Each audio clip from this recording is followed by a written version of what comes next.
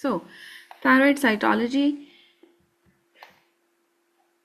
So in this short class, we will be just having an overview how to approach thyroid cytology, the cytology cases related to thyroid, and what are different classification systems used for these cytology cases. But I must tell you that there are two major systems which are there. First is the Thai system, Thai classification, which is usually applied in RCPath exam, and they will you have to write the proper Thai category when you diagnose a case. And but there is another universal system, which is the Bethesda system. The Australian system is also in progress, and they may be used in only in Australia, but in all other parts of the world, the Thai system and the Bethesda system is the most commonest classification system used so far. So, if you talk about what is the classification of thyroid lesions, so these thyroid lesions can be non-neoplastic and they can be neoplastic. Out of non-neoplastic lesions, the most common is the colloid nodule, adenomatoid nodule, or hyperplastic thyroid nodule. These are basically the same things for used interchangeably for the diagnosis of colloid nodule. And then there can be inflammation of the thyroid, in which there are different kinds of cells. On the that basis, you will classify the thyroiditis into different forms, like lymphocytic thyroiditis and decovens thyroiditis, Hashimoto's thyroiditis. So then out of neoplastic lesions, if it is a follicular lesion, so it is either a follicular adenoma or it is a Hurdle cell adenoma. And if there is capsular or vascular invasion, then it will be called as follicular carcinoma, Hurdle cell carcinoma. The other malignant lesions of thyroid are papillary carcinoma, medullary carcinoma, insular carcinoma, anaplastic carcinoma, and lymphoma, and then metastasis. Out of that, the metastasis from anywhere can come to thyroid. The most common is the malignant melanoma. Now there is another category which is called as NIFTIP, and this comes under the category of follicular neoplasm as when we are talking about cytology. So, if you see that how we differentiate this NIFTIP from the follicular variant of papillary carcinoma of thyroid or follicular carcinoma. So this NIFTIP will be encapsulated or well demarcated, or there will be if there is no capsular or vascular invasion, and there are no other patterns, then there is predominantly a follicular pattern. And if the mitoses are more than 3 or 10 high power, if there are no mitosis of more than 3 per 10 high power field, and there is no necrosis, and if the nuclear features of papillary carcinoma of thyroid are there, then it is called as NIFTIP. On the other hand, there are certain things. If it is not encapsulated, it is infiltrative follicular variant of PTC. And if it is there is capsular vascular invasion, then it is encapsulated follicular variant of PTC or follicular carcinoma with invasion. If it is showing some insular, tubercular, or more than 1% true papillary pattern, then it is solid PTC or classical PTC, and then there are different variants of PTC which can be there. If it is showing predominantly follicular pattern, it is not showing any kind of predominantly follicular pattern, then it is classical PTC encapsulated, or it can be a follicular adenoma. So basically, what is the criteria of NIFTIP? That it is encapsulated, it has a follicular growth pattern, it can be microfollicular, normofollicular, or macrofollicular. Papilla is less than 1%, there are no psammoma bodies, and then there is less than 30% solid trabecular or insular growth pattern. The PTC nuclear features are very characteristic, like there is no nuclear overlapping, there are grooves, and then there are internuclear vacuolations. So then there is no vascular or capsular invasion, there is no necrosis, and then there is no high mitotic activity. So this is a criteria for NIFTIP. But what you will, if you are looking at the slides in cytology and you are thinking of NIFTIP and all in cytology, if there are few cells which are showing some PTC-like features, and then there are some normal thyroid cells, then you can think of this NIF-TIP. So NIF-TIP falls into three categories: follicular neoplasm, follicular lesion of undetermined significance, and suspicious for malignancy. So now how do you approach a thyroid case? Obviously, what you will see just the colloid and the cells. If there is more colloid, and there is the type of colloid as well, whether it is a thin colloid or it is a thick colloid. So if there is more colloid, and if it is thin colloid, and you just find very less cells, so what is the criteria of normal cell thyroid cytology? How do you call it? As it is adequate cellularity. Anybody who can tell me what is the criteria for that? How many cells should be there and how many groups should be there? 6 clusters, each containing 10 follicular cells. Exactly. The 60 cells are minimally required to call it as it is adequate cellularity. So if you are having more colloid and you are having those cells which is the 60 cells minimum, then it is you are dealing with a benign kind of lesion. And if there are more cells and there is less colloid, then you will think of that this is a neoplastic lesion. We're talking about the follicular epithelial cells which are benign, which are not atypical, which are not showing any kind of morphology, atypical morphology, or they are not malignant. So although this is not a hard and fast rule, because in papillary carcinoma thyroid you can have a thick colloid. So how you will approach? First of all, you will look at the low power, and then you will go at high power. So what you are going to see at low power? First of all, you are going to see the cellularity. If the cells are there, what is the architecture and what is the arrangement of those cells?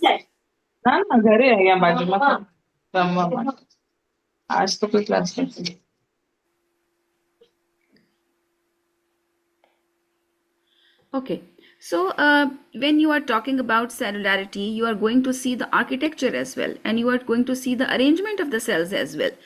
And if you see flat sheets, and you can see that these are honeycomb like sheets, and then you think that this is a kind of a benign lesion. And if you see microfollicles, there are lots and lots of microfollicles. So what is the criteria for microfollicles? That less than 15 cells they are present, they are surrounding the colloid, and then you will think of follicular neoplasm. Then there are syncytial sheets, and there are papillary sheets, and you see overlapping, and then you will think of that this is maybe it is a papillary carcinoma of thyroid. And then if you see 2 cell population, then you think of metastatic carcinoma. So if we're talking about a benign lesion, you are looking at a lot of colloid, and you are looking at macrophages, then it is a colloid cyst maybe, and you don't find any kind of benign or malignant follicular epithelial cells, or because if you find benign follicular epithelial cells along with macrophages and colloid, then you can think of that this is an adenomatoid nodule with cystic degeneration. But papillary carcinoma of thyroid is also known for to grow in a cyst-like pattern, and you just aspirate the fluid, and it is just showing you the colloid and the macrophages, and you don't find any malignant cells. Although the lesion is malignant, the malignant cells are there and sticking to one portion of the wall, and you have not aspirated that area. So you can miss papillary carcinoma of thyroid. So when you are dealing with a thyroid cyst, you can raise a suspicion that we cannot rule out the unsampled papillary carcinoma of thyroid in this case. And then if you find lots of lymphocytes, then you can think of thyroiditis. Then you go for high power, and you look for cellular outlines, their borders, the cytoplasm, and if it is abundant, then you can think of these are Hurdle cells, and then so what are the features of Hurdle cells? Hurdle cells, they have very rounded nuclei, prominent nuclei. That is very important. and then sometimes there is binucleation as well, and surrounding there is very finely granular abundant kind of cytoplasm. And in the background you will not find you don't find any kind of colloid or lymphocytes or plasma cells. Then you can think of that all the cells which are there, and they are forming small follicles, small nests, small sheets, and all of them are Hurdle cells, and you don't find in the background any colloid or lymphocytes and plasma cells. Then you can raise a suspicion that it is a Hurdle cell or oncocytic neoplasm. Now, Hurdle cell is not now used as, it is now called as oncocytic. So oncocytic neoplasm. Now we come to a different the classification systems. The first is the Thai classification system. So Thai 1, it is non-diagnostic.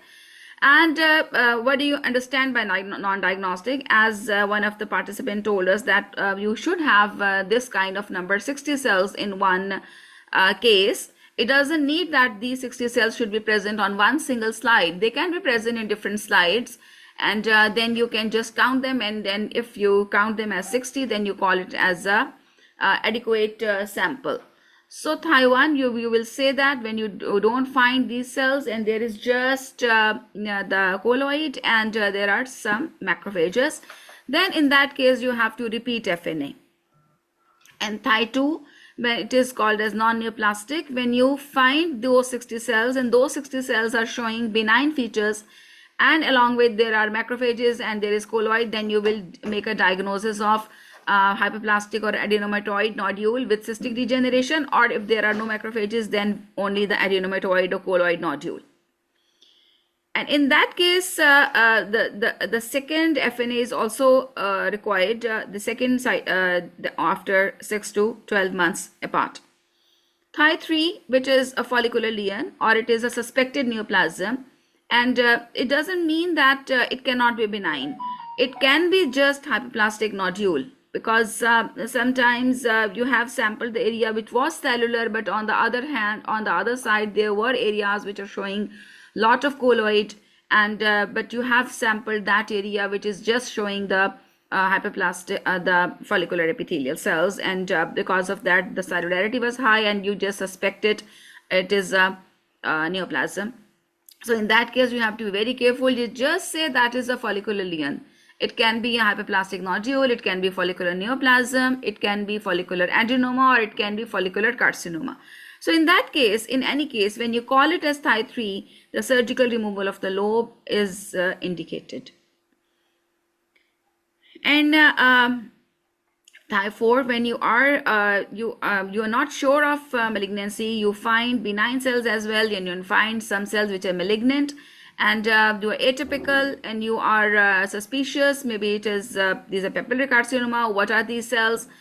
Some atypicality can also be seen in hyperplastic thyroid nodules and in thyroiditis as well. So you have to keep in that mind as well. But if you think that you are looking at cells which are more atypical, then you will call it as suspicious of malignancy. Then Thai 5, there will be, it is the diagnostic of malignancy, and in that case, in Thai 4 and Thai 5, there will be surgical intervention.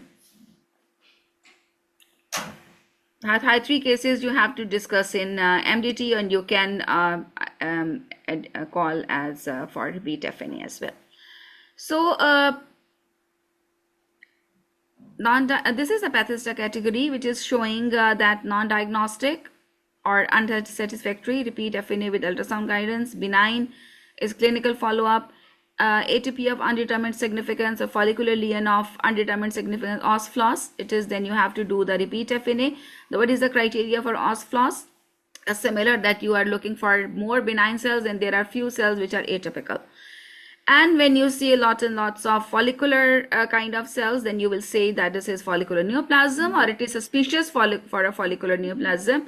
Then you will do surgical lobectomy. Suspicious for malignancy, near total thyroidectomy or surgical lobectomy, and malignant is near total lobectomy. So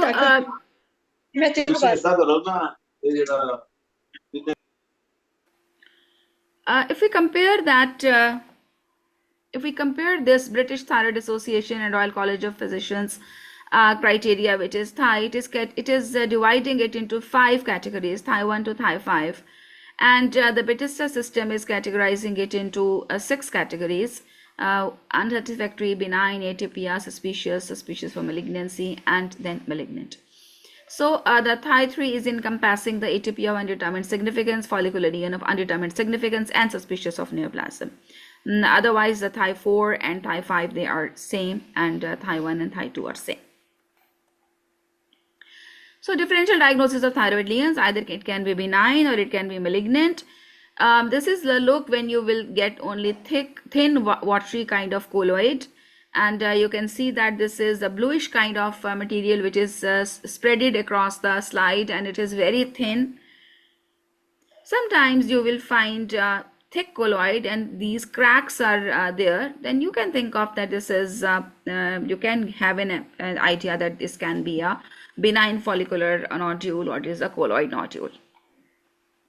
And sometimes you just find an unsatisfactory specimen which is cyst only, and you just find hemosiderin-laden macrophages and there are no follicular cells. So this is basically the unsatisfactory specimen. This is Thai 1C. And you can do the repeat FNA, or you can just write the note on below that possibility of unsampled papillary carcinoma thyroid cannot be ruled out. This is just a thyroid cyst. So now we just go case by case. When you find too much colloid and you hunt for cellularity, it is non-diagnostic. If you find macrophages, then it is thyroid cyst. And it can be follicular neoplasm. It can, when you find small cells but with the atypical features, then you can think of that is follicular neoplasm, it is os-flos, it is suspicious, or it is malignant. So it depends that what is the situation you are facing. When you find colloid plus sheets of cells with no nuclear abnormality, this is colloid nodule. So you will see the in colloid nodule, in follicular nodule or adenomatous nodule, you will find the monolayered sheets, and this is a honeycomb like of pattern, and don't find any nuclear overlapping. You find cytoplasm around these cells. And you can see that these cells are separated apart, and there is a kind of pink kind of areas in between. So these are monolayered sheets, and these are sheets which are having, there is no 3D clusters. There is no nuclear overlapping. There are no nuclear features. So if you find these kind of sheets and along with abundant colloid, then it is adenomatous nodule. Case 3, when you find less colloid, more cellularity, and there is microfollicular arrangement. And then you think of it is a follicular neoplasm. You can see that these are cells which are arranged in a microfollicular pattern, and they are showing some kind of floral kind of pattern. And all the cells, if you look carefully on high power, you will see that all the follicles, they are arranged in a microfollicular arrangement. So this is follicular neoplasm. Now it depends, you have to look for the nuclear features of these cells as well. If the nuclear features are showing some hyperchromasia, prominence of nucleoli, and there is irregularity of the nuclear membrane, then you can think of that maybe it is a follicular carcinoma. But on cytology, you will not comment on this is a follicular carcinoma. You can raise a suspicion, and you can ask for capsular complete lobectomy with the capsule, so that you can assess the capsule for vascular or capsular invasion.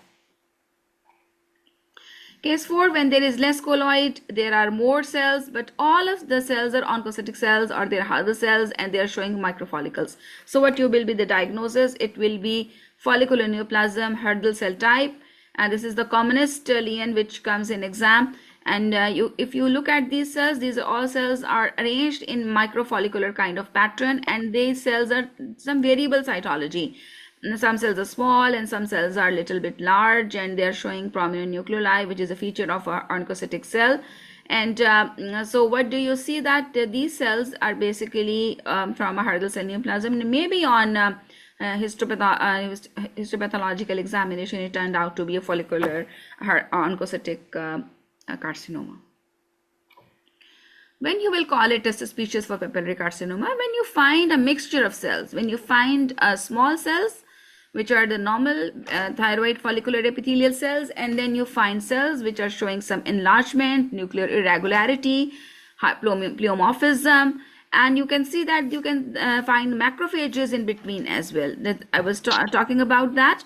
The papillary carcinoma of thyroid, which arises from one portion of a cyst, and the other cyst is, the portions of the cyst are filled with colloid and the macrophages, and luckily this case was sampled from that area, but still you have some cells which are showing normal morphology of follicular epithelial cells, and some cells they are showing some irregularity. There are nuclear grooves and little overlapping. So you can say that this is suspicious for papillary carcinoma of thyroid. So when all the cells which are present there and they are showing papilla formation, they are showing crowding, overlapping of the nuclei, and there is margination of the chromatin, and the center of the nucleus is cleared. And if you find some homobodies, that is very good, and then nuclear pseudoinclusions, and then there are nuclear grooves. So these are all features of papillary carcinoma of thyroid. And if you find all these features in your case, then you are definitely calling it as papillary carcinoma of thyroid. There are no ifs and buts. But if you find only 2 or 3 features, and you are missing other features, then you can call it as suspicious for papillary carcinoma. Then when you are looking at the cells, and the cells are obviously malignant, but you look for what is the morphology of those cells. If the cells, they are showing some eccentric nuclei, plasmacytoid kind of appearance, if they are showing some spindle cell pattern, and if you see the salt and pepper like of chromatin, then you will think of it as medullary carcinoma of thyroid. And if you are lucky, you can also find amyloid as well. So how the amyloid will look like? Amyloid will look like a thick colloid, a pink hyaline kind of material which is there in between these cells, and it can be a thick colloid or it can be amyloid. But if the nuclear features are supporting the presence of that pink material, then you will think of medullary carcinoma of thyroid. But what you will write in your brownie points, you will say that this is highly suspicious of medullary carcinoma of thyroid, and you will do immunohistochemical stains and the congruent stain on the cell block to confirm the diagnosis. Then if you find sheets of cells, all the sheets are malignant and they are showing some nesting pattern, and you just find that there are some flat cells around them, like this, the yellow arrow, which is basically the endothelial cells. So that is showing that this nest is surrounding by a capillary tuft or capillary membrane, capillary endothelial cells. So this is basically a poorly differentiated carcinoma, and which is the insular type of carcinoma. And if you find highly malignant, atypical nuclei and giant cells and pleomorphic, and then you can think of that these are anaplastic carcinoma. So now what you will find, I just left the thyroiditis pattern in between, but I just wanted to ask you guys what you will find. If you find normal benign follicular cells of thyroid and surrounding by abundant lymphocytes, so what is that? What kind of thyroiditis would it be? Hashimoto's. Or lymphocytic thyroiditis. Yeah, lymphocytic thyroiditis. Hashimoto's, when you find oncocytic cells or Hurther cells. If there are Hurther cells surrounding by lymphocytes, then it is Hashimoto's thyroiditis. And what you will write in your brownie points in that case? Possibility of the Hashimoto's should be ruled out. If it is lymphocytic thyroiditis, the possibility of the Hashimoto's thyroiditis should be ruled out by doing the antibody studies. Exactly. So what will be your punch diagnosis in your when you are looking at a slide of thyroiditis, and what you will give in a diagnosis? It will be Bethesda category 2 benign, and we'll say lymphocytic thyroiditis. What about Thai category? Thai category 2. Okay.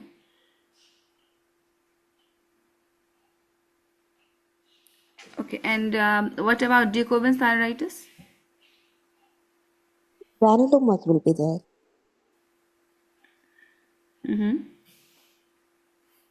What else? Obviously, there will be a lot of inflammation, and what Granulomatous. kind of Yes. you will find thyroid follicular epithelial cells, and then you will find giant cells. Okay, but you have to be very sure whether it is it's not tuberculosis, because then you have to see if there is necrosis or no, because the giant cells would be there, and like that. Okay, so this is just the theoretical part of thyroid cytology. Next week, or I will show you some cases, and that will be a kind of quiz, and I will just pick up one person from the participants, and then we will ask the diagnosis and the discussions. Okay, thank you so much. Thank you. Thank you.